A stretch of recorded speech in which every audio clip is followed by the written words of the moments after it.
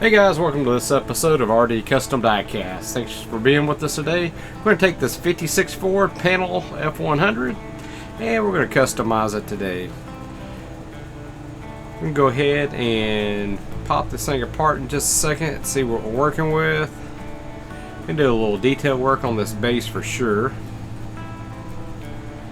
And I went ahead and pre-drilled this for you guys. That way y'all don't have to watch me drill it.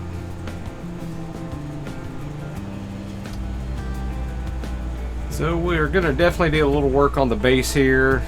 Definitely going to do a wheel swap, do a little detailing on the base, get rid of those wheels, axles. Interiors, that chrome's got to go.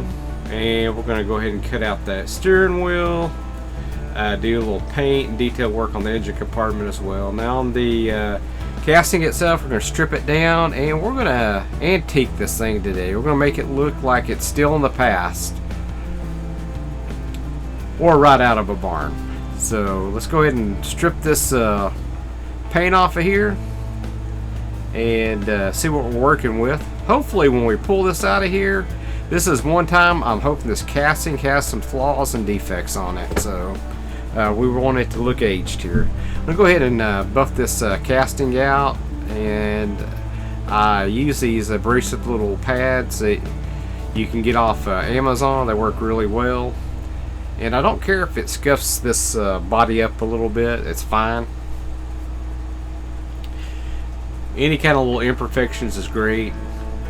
We'll probably even ding it up a little bit. We might not, we'll see as we go along here. Now I'm not going to polish this out, guys. I do not want this surface to be baby smooth or anything like that. I do want some imperfections in it. I want some scratches. Any kind of casting imperfections is just fine. Now, you can see here the imperfections in here. I normally try to get this out before I shoot paint, especially if I'm doing candies and stuff. This is going to be unacceptable. But this is exactly what we want, because we're going to try to make this look like an old rusty barn find, basically. But we're going to add a little chrome detailing and stuff to it. But let me bang it up a little bit. Not really trying to dent it, just trying to put some scratches and dings in it. Light dings. And that's what I'm going to go ahead and do here. And that's definitely going to stand out a little bit when you look at it in the paint job and everything. You're going to see these imperfections. And it's fine. That's what we're going for. So that's what we got.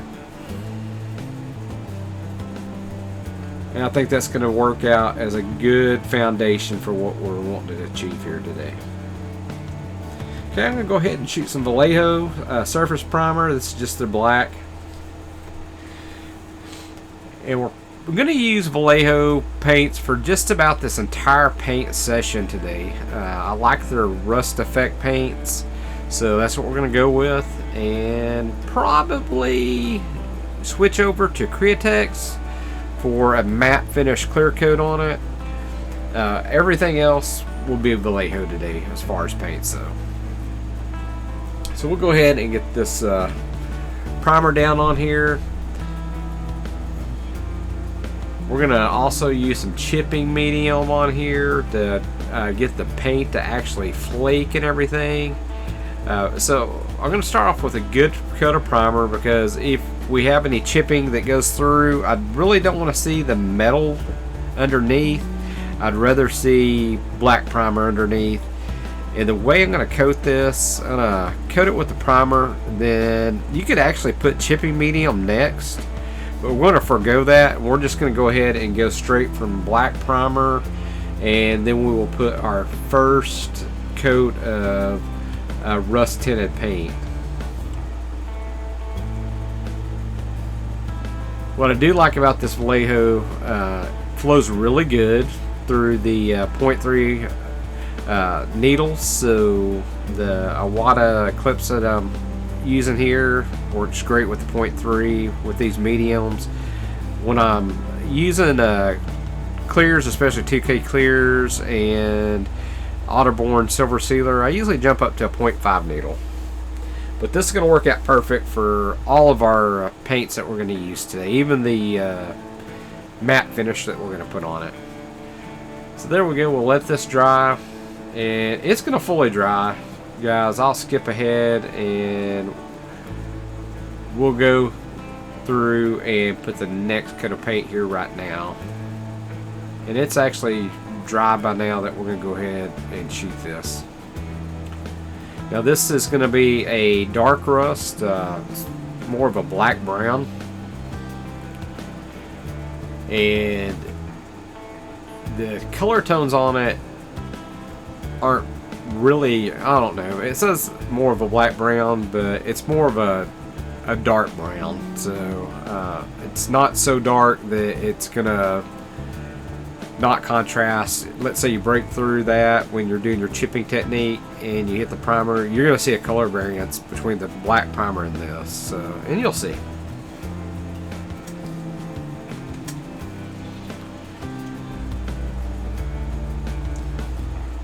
And we're going to do this in layers. I'm only going to put, on average, one layer of rust color. And then I'll go to my next tone, which will be lighter.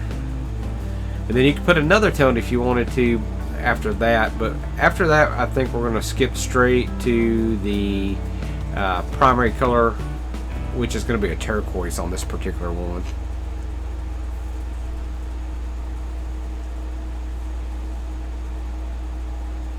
We also spray some chipping medium on here. You can actually put it on with a brush if you wanted. You can flick it on with a brush. We're going to actually spray it. So that's what our rust colors looks like right there, and we're going to go with this Vallejo chipping medium. Like I said, we're going to spray that through the airbrush, still 0.3. We're not going to change that at all. I'm not going to swap guns. We're going to stick with the same gun through this whole thing.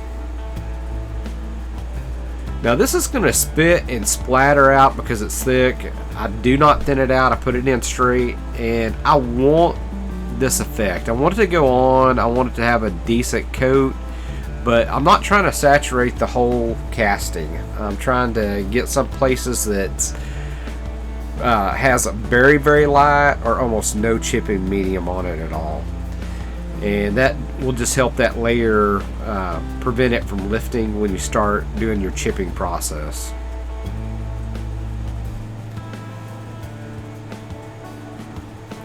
Now it looks like I'm spraying a lot on here, guys, and I'm really not. If you look in the light and stuff, you're gonna catch glimpses where you can see where some of this is heavier than other areas. And we're going to let this set. After I spray a chipping medium, before I put another layer of paint over it, I'm going to let it set 20 to 30 minutes. And I'm going to let it fully dry. Then I'm going to shoot the next layer of paint over it. And I went ahead and jumped ahead here, guys. I sprayed a lighter, as you can see here. That chipping medium dried. This is an orange rust, still Vallejo brand. And we're going to go with that. That's going to be our second rust coat. And then from there, I'm going to spray, and we're going to jump ahead, and I'm just going to show you what the turquoise are going to look like after I put that chipping medium on again. I'm going to do that chipping medium just like I did on the previous coat. So once we got this turquoise on, there's no more chipping medium going to go on it. It does not go on top of it. All this is underneath this top coat. And we'll spray one more layer to darken this up a little bit. And then we'll start the chipping process itself. So that's what we look like so far, and we're going to switch over to a toothbrush here. And I use different things. I use a toothbrush, I'll use a paintbrush, I also will use the dental picks. You'll see me using different methods, and guys, this is going to take a while for you to do right. Now if you get there and just bear down on it and scrub, you're going to knock a lot of paint off, and you might get too much of your primary color off. I'm not wanting to take off too much. I want a good amount taken off. But I don't want to go overboard on it. And I'll just use this little flick method. It will start chipping and pulling and lifting. If you need to, saturate your piece a little bit more with some water. That reactivates the chipping medium. And you're going to have to do that before you start scrubbing on it. You're going to have to put a little bit of water on it, let it soak in a little bit, and then you can start your chipping process. And as you can see there, I have to add it back numerous times during this process. So I got a little bit out of frame there, guys. It's just the nature of the beast. It's hard to do this behind a camera and actually work on this at the same time. And you can kind of see where this is going right here, guys. I've got quite a bit of this off, and I'll take some more of it off as we go along. I'm not going to make you watch the entire process. You take as much off or as little off as you want for this rust process. And what I'm doing here is just going to splotch some different tones of paint. One of them is actually what they call a rust wash. It's kind of like a water wash, and all you have to do there is splotch it on, smear it around a little bit, and I'll take a brush, and sometimes a brush with just a little bit of water on it, and spread it out. And I'm going to change to different color and shades of this paint and kind of mix them and vary things. You don't want anything too uniform on here. So you can kind of see where we're starting here. This is just a start, guys. I'll show you the finish in just a second. However, this is the direction we're going, and this is what we want to wind up with, or this is what I want to wind up with for this project. I want it stained and ugly, and don't want it really bright. I want the rust shining through. I want it to look like it's gotten wet and that rain has caused the rust to drip down on it. Next, we're going to go ahead and use this 4052 matte Createx. This is where I'm jumping over Createx now. This matte finish, and I'm going to do this before I actually do any detail work. This is going to be a two-step process. I'm going to go ahead and spray a coat or two on here. I'm going to do some detail work, and then I'm going to spray some more of the clear coat on it, which is the matte clear coat finish. Now this, when it dries, it's not going to look like it's got a clear coat on it at all. It's not going to be a shiny clear coat. It's going to be flat. And that's the tone that we're looking for. But the reason why I'm spraying it on now, as you're handling this stuff, since a lot of this is water-based, you could start smearing and actually detract from all the work you just put into this. So while I'm handling this, trying to put the details, this will keep everything, all that paint in place that we just worked hard to get where we wanted, all those rust effects, and we're not going to have to really worry about it. All we're going to have to do is focus on our detail work, and then we'll go back over it with another layer of the matte finish just to protect everything once it's said and done.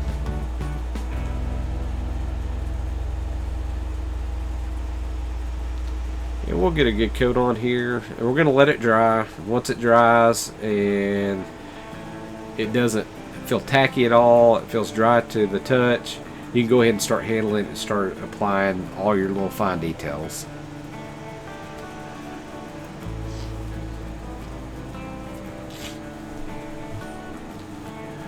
When I first started doing this project, I was going to use some white wheels on this and not do a lot of chrome, but I changed my mind when we started this project out at the first and decided I wanted old meets new, so the old body, rusted body with new chrome, and that's what we're going with on this. So went ahead and did the details, the tail lights, the door handles, the grill, the headlights, and also did some interior work as well.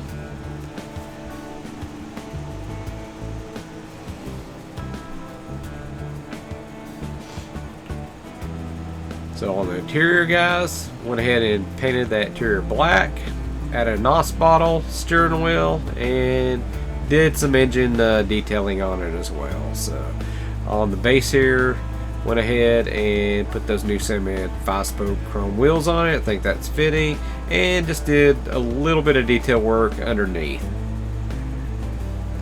As far as the engine compartment, as you can see, we went ahead and added chrome back where we wanted chrome.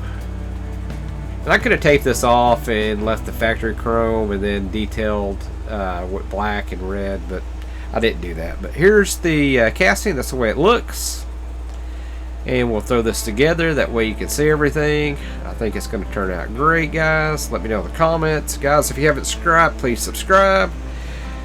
Here we go. This is what she looks like, guys. And we went ahead and coated with that matte finish. To me, it looks great.